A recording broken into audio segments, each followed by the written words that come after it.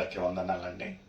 మరొకసారి దేవుని యొక్క కృప, దేవుని యొక్క ప్రేమ ద్వారా ఈ యొక్క శిల్వ ధ్యానాలు 6వ రోజున దేవుడు నడిపించిన విధానం కొరకి దేవుణ్ణి స్తుతిస్తూ ఈరోజు వాక్య సందేశం లెల్లకనందు ఒక చిన్న ప్రార్థన చేసుకుందామండి. మమ్మల్ని మిక్కిలిగా ప్రేమించిన దేవానికి వేలాది స్తోత్రం ప్రభా. మీ యొక్క కృప, మీ యొక్క ప్రేమ ద్వారా ప్రభా గడిచిన ఒక 5 రోజుల నుంచి మమ్మల్ని కాచి కాపాడిన విధానం కొరకే స్తోత్రం. ఈరోజు 6వ రోజున ప్రభా మీ యొక్క సన్నిధిలో మమ్మల్ని చేర్చిన విధానం కొరకే స్తోత్రం ప్రభా. మేము ధ్యానించే ఒక విషయాలు ప్రభా మీరే ప్రభా మీ యొక్క పరలోక జ్ఞానంతో నింపుతారంటూ సకల మహిమ మీకే చెందేలాగిన యేసయ్య పరిశుద్ధ నామం అడిగి వేడుస్తున్నాను తండ్రి, ఆమేన్. దేవునికి స్తోత్రం కలుగును గాక. ఈరోజు ఈ యొక్క శిల్వ ధ్యానాలలో 6వ రోజున మనము నిన్నటి రోజున చర్చించిన ఒక విషయము, ధ్యానించిన ఒక విషయము ఏముంటున్నది అనేది అందరికీ తెలిసిన ఒక విషయమే. మనము భస్మ బుధవారం నుంచి ఈ యొక్క శిల్వ ధ్యానాలు చేస్తుండగా దేవుని యొక్క సంకల్పము, దేవుని యొక్క పిలుపు, ఆ యొక్క నిత్య జీవం కొరకై వెదుకుట కదండి, అన్ని విషయాలను మనం చర్చిస్తుండగా ఈరోజు ఒక చక్కటి అంశము, తనను తాను తగ్గించుకున్నవాడు హెచ్చింపబడును అనే ఒక అంశంను మనం ధ్యానించబోతుండగా నిజంగా ప్రియమైన సోదరి సోదరుడా, ఒక విశేషమైన ప్రత్యేకమైన ఒక గుణము, ఒక ప్రత్యేకత యేసయ్యలో ఏముంటున్నదంటే ఆయన నరరూపిగా ఒక దేవుని కుమారుడు నరరూపికి వచ్చినను ఆయననైనా ఎప్పటికీ అతిశయించుకోలేదండి. ఆయనకైనా నేల మట్టుకు తగ్గించుకున్నట్టు ఆయన ఒక పుట్టుకనుక మనం చూసినట్లయితే ఒక పశువుల పాకలో ఆయన పుట్టినట్టు మనం చూస్తూ ఉంటున్నాము. నిజంగా ఈ యొక్క సౌకర్యాలు లేని ఒక పరిస్థితులలో మళ్ళీ ఆయన జన్మించి ఆ ఒక యవన ప్రాయం వరకు ఆ ఒక ఇండ్లు ఆయన పొందిన ఆ ఒక పెంచబడిన ఒక ఇండ్లను మనం చూసినట్లయితే, విధానం చూసినట్లయితే ఈ యొక్క గొప్ప విషయాలు చెప్పుకునే అంత కాదండి. ఆయనకై ఆయన తగ్గించుకునేవాడు. ఆయన యేసయ్య కనుక శిష్యుల పాదాలను కడిగి ఆ ఒక తగ్గింపును మనం చూస్తూ ఉంటున్నాము. నేల మట్టుకు తగ్గించుట. ఇప్పుడు మనం చూసిన రీతిగా ఈ యొక్క 40 రోజుల్లో మనం శిల్వ ధ్యానాలు చేస్తామండి, ఉపవాసాలు చేస్తాము, దేవునితో అత్తుకొని ఉంటాము, సహవాసంలో ఉంటాము, అన్నీ చక్కగానే బాగానే ఉంటున్నాయేమో కానీ అయితే మనలో ఆ ఒక తగ్గింపు అనే ఒక స్వభావం లేదంటే ఇవన్నీ శూన్యమే. ప్రియమైన సోదరి సోదరుడా, ఎలా ఉంటున్నది మన ఒక ఆత్మీయ జీవితము? నిజంగా ఎవరైనా ఒకటి మనకు హాని చేసినట్లయితే మనము దాన్ని తీర్చుకున్నంత వరకు సమాధానం ఉండదు. ఇలాంటి ఒక స్వభావంతో మనం దేవుణ్ణి ఇష్టకరంగా జీవించలేము. ప్రియమైన సోదరి సోదరుడా, మనల్ని మనం తగ్గించుకునేది, మనం క్షమించే గుణము. నిజంగా ఆ రోజున ఆ అయ్యగారు ఎంత చక్కటి వాక్యం ఏమంటా ఉంటున్నాడంటే, భస్మ బుధవారం రోజున మనము బూడిదను తలకు అంటే నొసటికి ఒక సిల్వ గుర్తు వేసుకుంటే ఆ ఒక తగ్గింపు అనేది మనకు ఉండాలి. ఎవరు మనల్ని ఏమన్నానో మనము పౌరుషంగా లేకపోతే ఒక వ్యతిరేకంగా లేకపోతే వాళ్ళకు తెలుగుబాటులో లేకుండా మనల్ని మనం తగ్గించుకునే ఒక స్వభావము ఈ యొక్క 40 రోజులలో దేవుడు అలాంటి ఒక తగ్గింపు స్వభావం మనకు అనుగ్రహించేలాగన మనము యేసయ్యను కోరుతాము, వేడుకుందాం. దేవా, నీకున్న ఆ ఒక తగ్గింపు ఒక స్వభావం మాకు ఇంకా దయచేయండి. అదే రీతిగా ఈరోజు ఏర్పాటు చేసిన ఒక వాక్య సందేశము లూకా సువార్త 14వ అధ్యాయము 1వ వచనం నుంచి మనం చదివి సహకరించండి.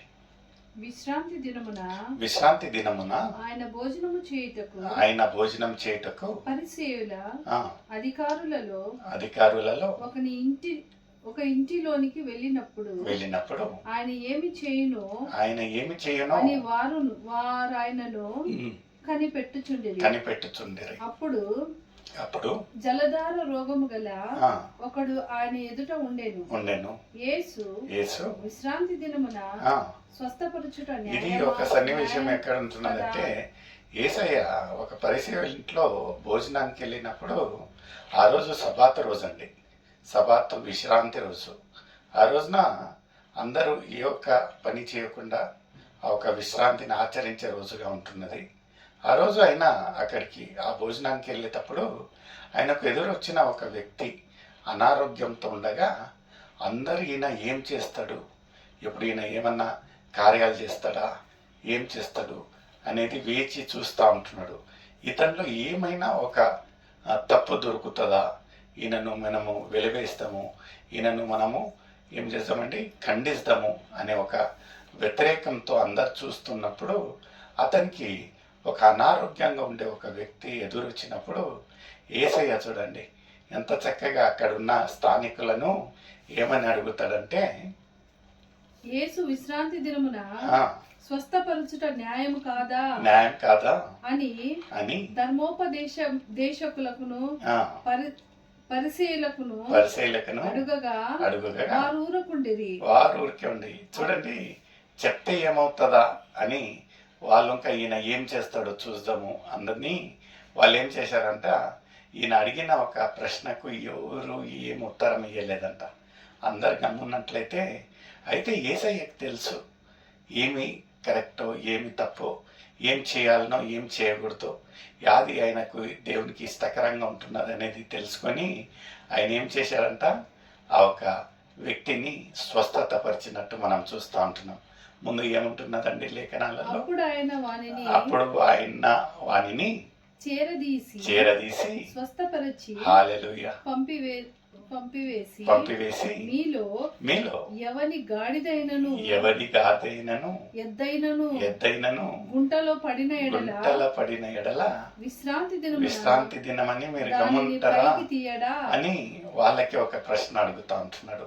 ఏమంటా ఉంటున్నానంటే ఇది ఎవరికో సంభవించిన ఒక విషయం అనుకొని మీరు దాన్ని నిర్లక్ష్యంగా చూస్తూ ఉంటున్నారేమో, ఇదే మీకు మీ యొక్క గాడిదకో లేకపోతే మీ కాడ ఉండే ఒక ఏమంటారు ఎద్దుకు ఏమన్నా ఇలాగ అయ్యి అది ఏమన్నా గూతిలో పడినట్లయితే దాన్ని మీరు రక్షిస్తారా, లేకపోతే విశ్రాంతి దినమని మీరు వేచి చూస్తారా అనే ఒక ప్రశ్న వేసినప్పుడు, ఇప్పుడు ఇంకా ఈ యొక్క పరిశీలన చూసినట్లయితే ఏ ఒక్క ఉత్తరం లేకుండా ఏ ఒక్క చలనం లేకుండా గమ్మున వాళ్ళంతే చూస్తూ ఉన్నారంట.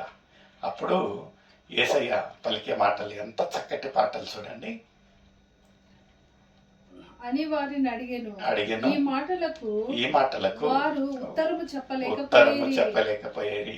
పిలువబడిన వారు భోజన పంక్తిని అగ్రహపీఠములు ఏర్పరచి ఈయన అక్కడ ఒక విందుకు వెళ్ళినప్పుడు అక్కడ మనం ఎక్కువ శాతం ఏం చేస్తామంటే ఎక్కడికైనా ఫంక్షన్లకు ఎక్కడైనా విందులకు మనల్ని పిలిచినప్పుడు మనం శ్రేష్టంగా అతి గొప్పగా కనిపించే ఒక స్థలాన్ని ఎన్నుకొని మనం అక్కడికి పోయి కూర్చుంటాము. మిగిలిన వాళ్ళకు స్థలం ఉందా లేదా, వాళ్ళు మనకంటే ఎంత గొప్ప వాళ్ళ, మనకంటే ఎంత శ్రేష్ఠులు అనేది భావించకుండా మనల్ని మనము సిద్ధపాటు చేసుకొని మనల్ని మనం సురక్షితంగా ఒక మంచి చోటను మనము ఏర్పాటు చేసుకొని కూర్చొనేస్తాం. అయితే ఇక్కడ ఇంకా యేసయ్య చూసినప్పుడు అందరూ అక్కడ ఉన్న ఒక అగ్రస్థానాలు పొంది అక్కడ కూర్చున్నప్పుడు యేసయ్యకు ఇంకా ఎంత చక్కటి మాట ఏమంటా ఉంటున్నాడంటే, చూడండి చాలా చక్కగా మీరు ఇక్కడికి అందరినీ విందుకు పిలిచారు కనుక మిమ్మల్ని ఇంకా పిలిచారు, మీరు ఇంకా శ్రేష్ఠులే. అట్టని మీరు ఎక్కడ శ్రేష్టంగా ఉంటున్నదో అలాంటి ఒక స్థలాలలో మీరు కూర్చొని ఉన్నారనుకోండి, మీకంటే గొప్పవాళ్ళు మీకంటే శ్రేష్ఠులు ఎవరన్నా వచ్చినట్లయితే, ఎవరైతే మిమ్మల్ని ఆయనను పిలిచి ఉంటున్నారో విందుకు వాళ్ళు వచ్చి, నైనా ఈ యొక్క స్థలము ఆయన గురించి మేము కేటాయించి ఉంటున్నాము, మీరు పక్కకు కూర్చోండి అంటే మనకెంత నామోషి, ఎంత ఇన్సల్ట్ కదా. అందుకని యేసయ్య ఇంకా ఇక్కడ ఏమంటా ఉంటున్నాడంటే, చూడండి మీరు కూర్చునేటప్పుడు అలాంటి ఒక స్థలాన్ని మీరు ఎన్నుకొని కూర్చోద్దు. ఎక్కడైతే మిమ్మల్ని మళ్ళీ మీకంటే శ్రేష్ఠులు మీకంటే గొప్ప వాళ్ళు వచ్చినప్పుడు మిమ్మల్ని అక్కడి నుంచి త్రోసివేసి వేరే చాట కూర్చోబెట్టే అంత పరిస్థితి తెచ్చుకోకుండా మీరే ఎక్కడైతే చివరిగా ఉంటున్నదో అక్కడ మీరు కూర్చున్నట్లయితే ఎవరైతే మిమ్మల్ని పిలిచారో మీ యొక్క గొప్పతనాన్ని తెలుసుకొని వాళ్ళే అక్కడి నుంచి పిలుచుకొని మిమ్మల్ని ఆ ఒక శ్రేష్టమైన ఒక స్థానానికి పిలుచుకొని వచ్చినప్పుడు ఎంత ఘనత. నిజంగా లేఖనాలలో ఇంకా యేసయ్య అదే మాట పలుకుతా ఉంటున్నాడు. కొంచెం చదవండి. నిన్ను ఎవరైనాను పెండ్లి విందుకు పిలిచినప్పుడు అగ్రహ పీఠము మీద కూర్చుండవద్దు. ఒకవేళ నీకంటే ఘనుడు అతని చేత పిలువబడగా నిన్నును అతనిని పిలిచినవాడు వచ్చి ఇతనికి చోటిమ్మని నీతో చెప్పును. అప్పుడు నీవు సిగ్గుపడి కడపటి చోటున కూర్చుండ సాగుదువు. అవును. అయితే నీవు పిలువబడినప్పుడు నిన్ను పిలిచిన వాడు వచ్చి స్నేహితుడా పై చోటికి పొమ్మని నీతో చెప్పులాగున నీవు పోయి కడపటి చోటున కూర్చుండుము. అప్పుడు నీతో కూడా కూర్చుండు వారందరి ఎదుట మీకు ఘనత ఉంటున్నది. ఇక్కడ ఇంకా మనము తెలుసుకోవాల్సిన విషయం ఏముంటున్నదంటే, యేసయ్య ఎంత గొప్పగా ఏమంటా ఉంటున్నాడంటే, తనను తాను తగ్గించుకున్నవాడు హెచ్చింపబడను, తనను తాను హెచ్చింపబడువాడు తగ్గింపబడును. ఈ యొక్క విందులో ఇంకా మనము ఒక విందు అంటే అందరూ శ్రేష్టంగా ఉండే వాళ్ళను పిలుస్తూ ఉంటాం. ఎందుకంటే రేపటి కాడ వాళ్ళ విందు ఉన్నప్పుడు మనల్ని ఇంకా పిలుస్తారు. దానికి ఏముంటుందంటే ప్రతిగా పిలవడం అవుతుంది.